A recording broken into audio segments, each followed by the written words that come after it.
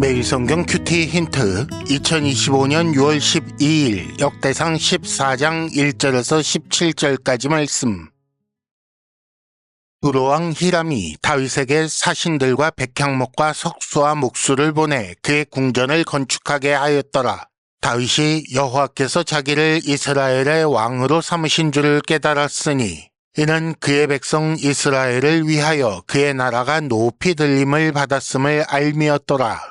다윗이 예루살렘에서 또 아내들을 맞아 다윗이 다시 아들들과 딸들을 낳았으니 예루살렘에서 낳은 아들들의 이름은 삼무아와 소밥과 나단과 솔로몬과 이팔과 엘리수아와 엘벨렛과 노가와 네벡과 야비아와 엘리사마와 브엘야다와 엘리벨렛이었더라. 다윗이 기름 부음을 받아 온 이스라엘의 왕이 되었다 함을 블레셋 사람들이 듣고 모든 블레셋 사람들이 다윗을 찾으러 올라오매 다윗이 듣고 대항하러 나갔으나 블레셋 사람들이 이미 이르러 르바임 골짜기로 쳐들어온지라. 다윗이 하나님께 물어 이르되 내가 블레셋 사람들을 치러 올라가리이까 주께서 그들을 내 손에 넘기시겠나이까 하니 여호와께서 그에게 이르시되 올라가라 내가 그들을 네 손에 넘기리라 하신지라. 이에 무리가 바알브라심으로 올라갔더니 다윗이 거기서 그들을 치고 다윗이 이르되 하나님이 물을 쪼갰같이 내 손으로 내 대적을 흩으셨다 하므로 그곳 이름을 바알브라심이라 부르니라. 블레셋 사람이 그들의 우상을 그곳에 버렸으므로 다윗이 명령하여 불에 사르니라. 블레셋 사람들이 다시 골짜기를 침범한지라. 다윗이 또 하나님께 묻자온데 하나님이 이르시되 마주 올라가지 말고 그들 뒤로 돌아 뽕나무 숲을 맞은 편에서 그들을 기습하되 뽕나무 꼭대기에서 걸음 걷는 소리가 들리거든 곧 나가서 싸우라. 너보다 하나님이 앞서 나아가서 블레셋 사람들의 군대를 치리라 하신지라. 이에 다윗이 하나님의 명령대로 행하여 블레셋 사람들의 군대를 쳐서 기브온에서부터 게셀까지 이르렀더니 다윗의 명성이 온 세상에 퍼졌고 여호와께서 모든 이방 민족으로 그를 두려워하게 하셨더라. 아멘.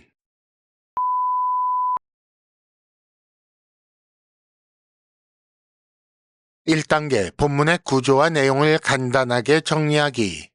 오늘 말씀의 내용은 하나님께서 다윗을 이스라엘 왕 삼으신 것과 그의 나라를 높이신 증거입니다.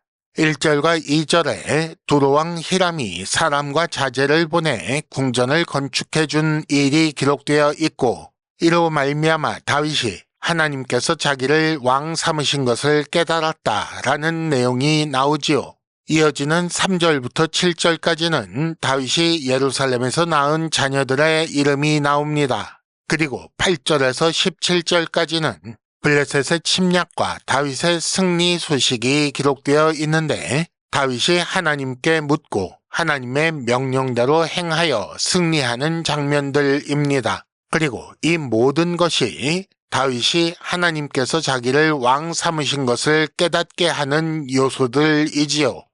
비록 앞서 13장에서 우리가 본 것처럼 하나님의 궤를 옮기는 일은 실패했지만 하나님은 오벳 에돔의 집에 복을 주신 것처럼 다윗에게도 복을 주십니다.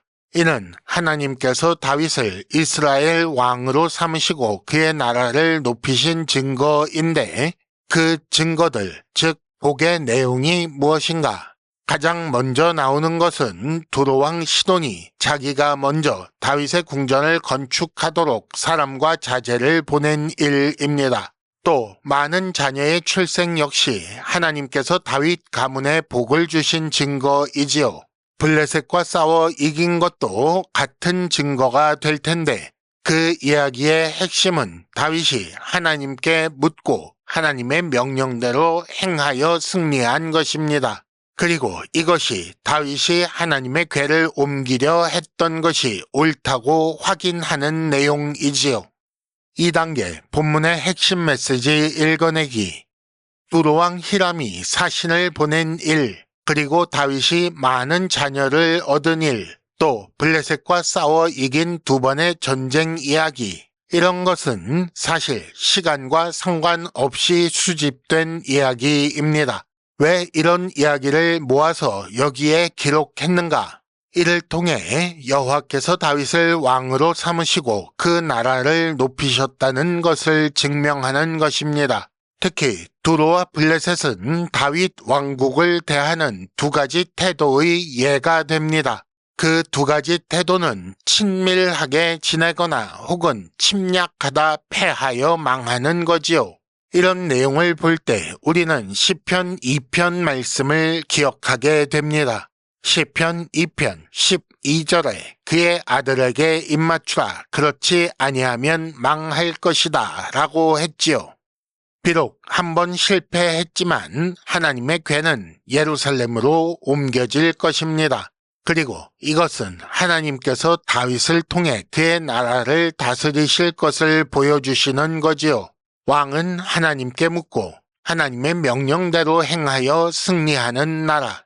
그래서 그 명성이 세상에 퍼지고 모든 이방 민족이 두려워하는 나라. 이런 내용은 이미 예고되어 있었습니다. 창세기 12장 3절에서 하나님이 아브라함에게 이렇게 약속하셨지요. 너를 축복하는 자에게는 내가 복을 내리고 너를 저주하는 자에게는 내가 저주하겠다 라고 하셨습니다. 그리하여 이 나라는 하나님의 복주심으로 말미암아 번성하는 나라입니다. 이런 내용이 역대기의 첫 독자들, 즉 바벨론에 포로되어 갔다가 돌아온 자들에게 주는 교훈은 무엇일까요? 우리는 과연 어떤 나라를 만들 것인가? 이런 고민을 하게 하지 않겠습니까? 그리고 지금 이 역대기 내용을 읽고 있는 우리도 스스로에게 같은 질문을 던져야 합니다. 3단계 본문의 핵심 메시지를 현재로 연결시키기. 하나님 나라에 맞서는 나라는 심판을 받을 것입니다. 세상은 언제나 여호와와 그의 기름 부음 받은 자, 즉 그리스도를 대적합니다. 하나님은 그의 나라를 축복하는 자에게 복을 주시고 저주하는 자에게는 저주하십니다. 따라서 그의 아들에게 입맞추지 않으면 길에서 신속하게 망하고 여호와께 피하는 모든 사람은 복이 있다고 한 것입니다. 이 복과 저주, 흥과 망은 지금도 이루어지고 있으며 장차 그리스도께서 다시 오실 그때에 완성될 것입니다. 하나님 나라의 특징을 잘 살펴보시기 바랍니다. 하나님과 하나님께서 세우신 왕이 함께 거하는 도성 예루살렘. 왕은 하나님께 묻고 하나님께 절대 순종함으로 승리하는 나라.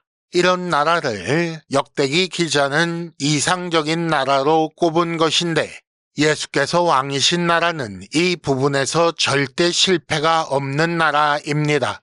또 그 나라의 특징은 번성하고 흥왕하여 날마다 그 수가 더하여 가는 나라라고 할 수 있지요. 그러면 이런 특징을 가진 그 나라에 속한 자들은 어떻게 사는가요? 왕이 하나님께 그렇게 하신 것처럼 그 나라 백성은 왕께 묻고 그 명령에 순종합니다. 큐티 힌트.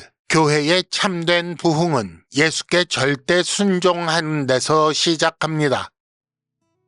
이상으로 2025년 6월 12일 매일 성경 큐티 힌트를 마칩니다. 여러분 큐티를 통해 은혜 많이 받으시기를 바랍니다.